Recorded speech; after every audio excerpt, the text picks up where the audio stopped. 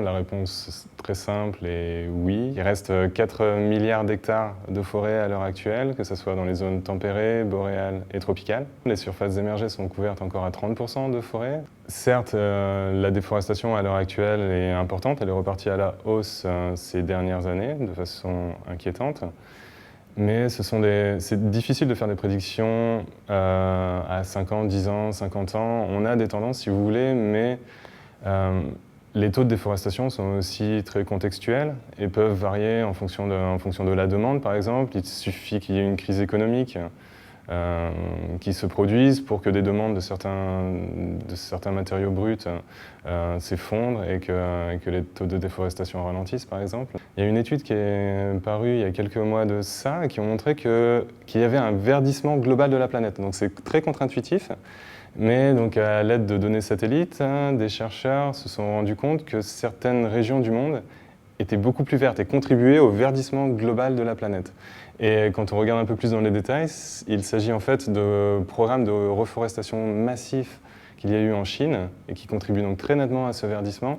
L'autre grand contributeur de ce verdissement global de la planète, c'est l'Inde, dans lequel les systèmes de production agricole se sont améliorés avec un usage, en termes de rendement j'entends, avec un usage massif d'intrants et de fertilisants qui contribue du coup à un verdissement, si vous voulez, des surfaces cultivées. En France, on gagne des forêts par exemple. Il y a actuellement de la déprise agricole et donc on constate que des forêts sont en train de recoloniser des pâturages anciens. Par contre, si on s'intéresse plus particulièrement aux tropiques comme je le fais, là la situation est beaucoup moins réjouissante et on constate qu'il y a quand même des pertes nettes de surface forestée depuis les années 70-80 de façon massive. Il y a une dégradation, si vous voulez, des écosystèmes. Des forêts, il en restera. La question, c'est de savoir dans quel état elles seront dans 100 ans. Je crois qu'à l'heure actuelle, 20-25% des forêts n'ont pas connu d'exploitation. Donc c'est une toute petite partie des forêts qui restent encore à l'état naturel. Généralement dans des endroits inaccessibles, comme sur des montagnes, sur des endroits un peu particuliers d'un point de vue géographique. Et donc, au Brésil, les drivers de la déforestation, c'est bien évidemment l'agriculture intensive, l'élevage, donc la production de soja sur des très grandes étendues. Donc avec les conséquences en termes de taux de déforestation, je crois que pour l'année 2018, on est aux alentours de 8000 km² de forêt perdue, seulement pour la partie amazonienne du Brésil. La forêt tropicale est touchée par le réchauffement climatique. Il y a des épisodes qu'on appelle des épisodes El Niño, qui correspondent à des fluctuations de la température de l'eau. Donc ça change les régimes des précipitations, ça change aussi les températures localement. À la suite de l'épisode El Niño de 2005, les forêts d'Amazonie avaient été touchées par une grande mortalité. De façon concomitante à l'augmentation des températures, on a aussi une augmentation du dioxyde de carbone dans l'atmosphère. C'est la nourriture des plantes et que du coup, elles croissent plus vite. On appelle ça la fertilisation au CO2, cet effet de fertilisation au CO2 donc, qui permet aux plantes de croître plus vite, mais en contrepartie avec ces augmentations de température qui ont quand même tendance à contrecarrer la bonne photosynthèse. Et la migration ou le changement des communautés végétales, d'un point de vue donc latitudinal ou d'un point de vue altitudinal, on le constate déjà. Il y a des nouvelles espèces qui arrivent et les abondances des espèces qui tolèrent bien les températures élevées qui augmentent. Ils peuvent aussi s'adapter, changer de traits fonctionnels. On pourrait partir un peu plus vers le nord, par exemple, pour avoir des températures moins hautes. Au niveau des tropiques, on a déjà constaté ce phénomène, mais plutôt d'un point de vue altitudinal, où on constate que les communautés sont en train de changer et qu'à partir du moment où il y a un peu de relief, des espèces qu'on trouvait généralement au niveau des lowlands, des basses terres, commencent à monter un petit peu dans les hauteurs. Les assemblages vont potentiellement changer avec le changement des communautés. Et du coup, les réseaux d'interaction vont être complètement modifiés. Et on n'a aucune idée des répercussions que ce réassemblage va pouvoir avoir. Les enjeux actuels, si vous voulez, c'est qu'on connaît quand même relativement mal la distribution donc de la biomasse des forêts à l'échelle globale. La biomasse, donc c'est la masse des arbres et autres constituants de la forêt.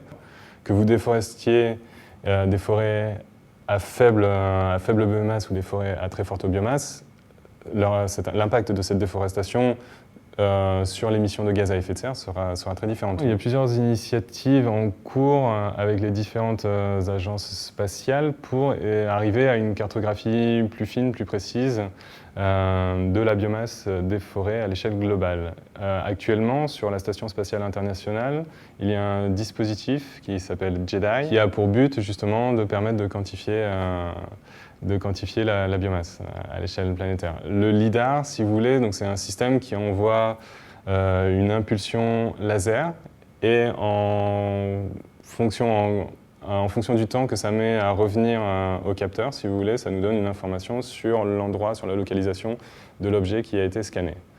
Et donc là, avec ce système JEDI, si vous voulez, on aura des profils de végétation. Ça nous permettra de nous donner une information de la densité de la végétation. C'est une initiative de la NASA. D'autres initiatives sont en cours ou à venir. Il y a notamment un programme de l'Agence spatiale européenne qui a pour but de lancer à l'horizon 2022 un satellite qui s'appelle Biomass et donc qui sera équipé d'un radar en bande P. La particularité de ce radar, c'est que la longueur d'onde qui va être utilisée est très grande. On parle de 40 cm de longueur d'onde. Ça se fait que c'est une longueur d'onde qui est très propice à pouvoir interagir avec les troncs, avec les grosses branches, et du coup va nous permettre de mieux caractériser la biomasse également des forêts. Et les premiers travaux sont assez anciens et donc utiliser des données environnementales, si vous voulez, pour classer ce qu'on a appelé des écorégions. Donc on avait des forêts tropicales, sèches, humides, des prairies, et voilà. Donc c'était assez grossier. Ça ne prenait pas du tout en compte les variabilités spatiales sur un même type de forêt à 2 km de distance, même pas des fois à 50 mètres de distance, en fonction des épisodes de perturbation, on peut avoir des grandes variations de biomasse. Les forêts tropicales sont particulières à plusieurs titres. Au niveau du pool de carbone terrestre, elles comportent 25% des stocks de carbone.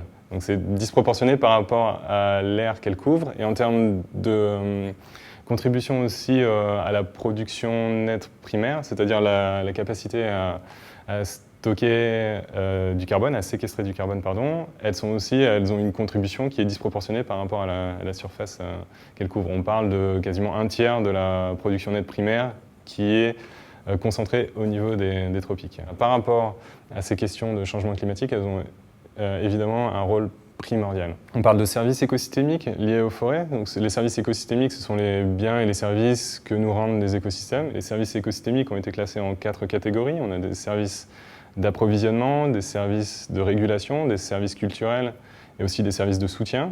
Et tous ces types de services sont rendus par les forêts tropicales en termes notamment de prévention de l'érosion des sols, en termes de régulation du climat dont on vient de parler, la valeur culturelle et patrimoniale de ces forêts tropicales avec leur biodiversité impressionnante en termes de contribution à la pharmacopée mondiale. Le nombre de principes actifs qui viennent des forêts tropicales est assez incroyable. Les arbres ont évidemment un rôle majeur à jouer pour soustraire du dioxyde de carbone de l'atmosphère. Par contre, voilà, ils ne peuvent pas non plus se substituer au fait qu'il faudra un changement quand même massif de nos pratiques. Donc les forêts plantées ne sont pas équivalentes en termes de services rendus par rapport aux forêts naturelles. Par contre, on s'est rendu compte que les forêts dégradées conservaient encore une grande capacité à fournir des services écosystémiques, notamment en termes de carbone stocké, en termes de biodiversité dans des forêts qui ont connu plusieurs épisodes de logging, de coupe. On se rend compte qu'il y a quand même une diversité d'espèces qui est nettement supérieure à ce qu'on peut trouver dans une plantation. Et donc là, il y a un momentum pour essayer de favoriser la restauration des écosystèmes dégradés. Et ce qui aurait beaucoup plus de sens en termes, c'est ça, en termes de préservation de la biodiversité et de s'assurer que les services écosystémiques fournis par les forêts soient rendus. Et il y a plein d'autres valeurs, notamment la valeur d'existence tout simplement de ces forêts. Et il faudrait pouvoir concevoir que les forêts soient là et qu'elles existent sans forcément qu'elles aient de l'intérêt parce qu'elles nous rendent des services.